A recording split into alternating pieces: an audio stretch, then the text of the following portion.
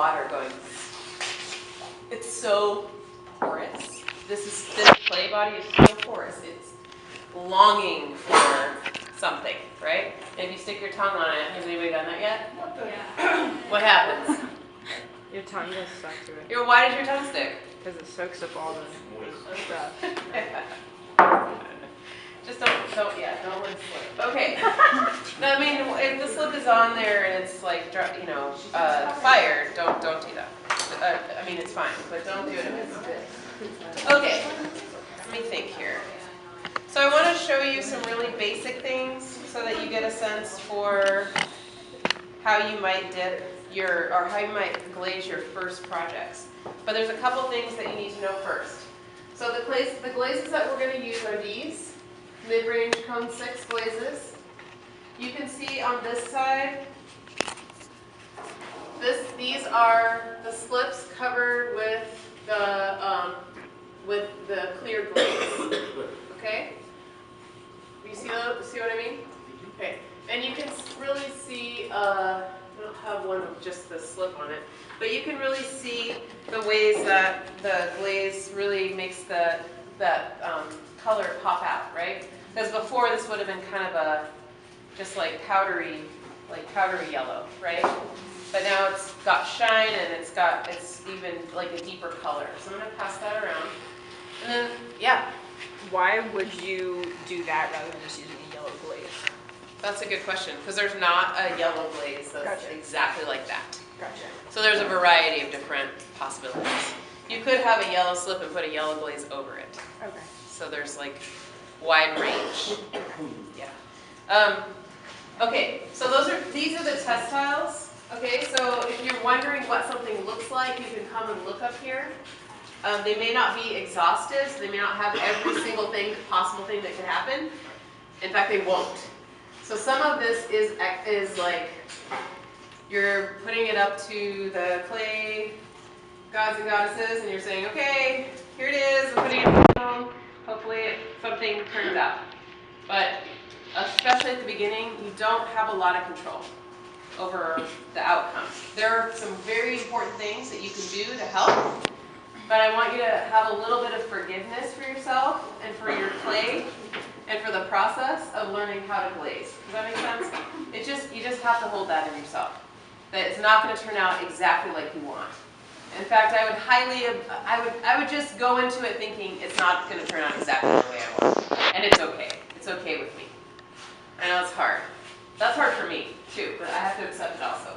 And the more you do it, the better you get at it, right? The better you understand what might happen and make decisions to get the outcome that you're wanting.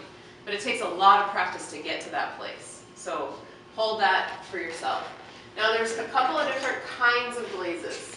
So if I were to say, out of these examples,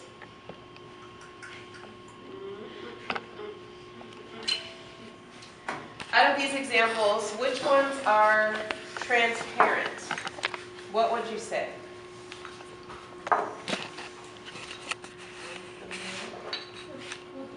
The blue is transparent and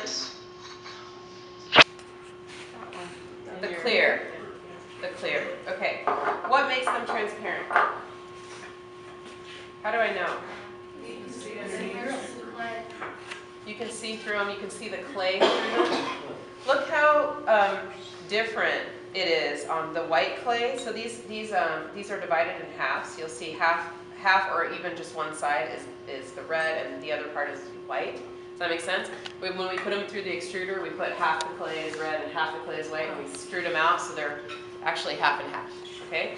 So you'll see this is the white clay with this glaze, and this is the red clay with this glaze. It's very different. Do you see that? Look at this. This is the clear.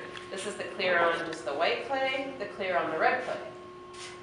It's very, very different. Yes? Okay. And then this is called, does anybody know what this is called? When you can't see through it? Opaque. Yeah, exactly. So these are opaque glazes.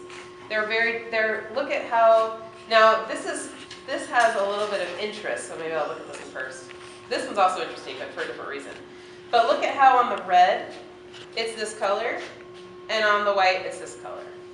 It's very, very similar.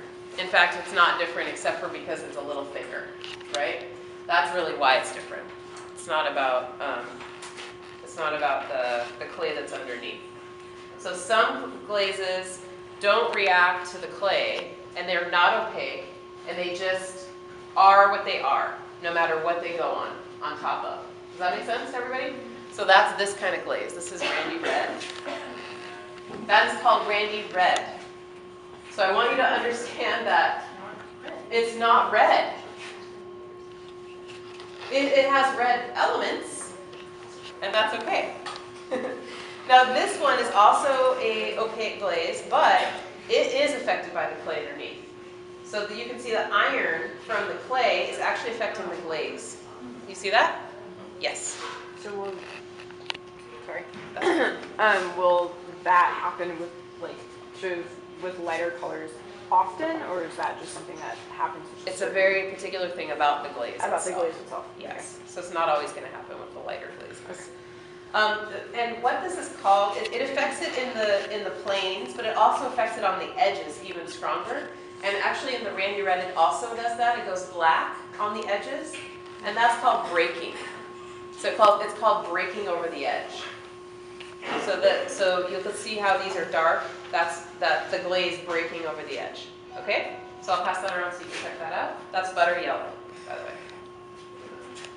Okay, then another thing to note is that a lot of these test tiles have a name of a glaze and then a slash and then another name of a glaze.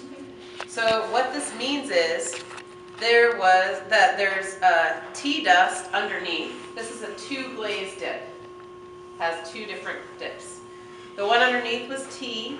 It's called tea dust. That looks like this. And then linen was put on top. And the way you know which one is which, because they'll actually do different things. If I put linen on top of tea dust, it looks different than tea dust on top of linen. They're different. What?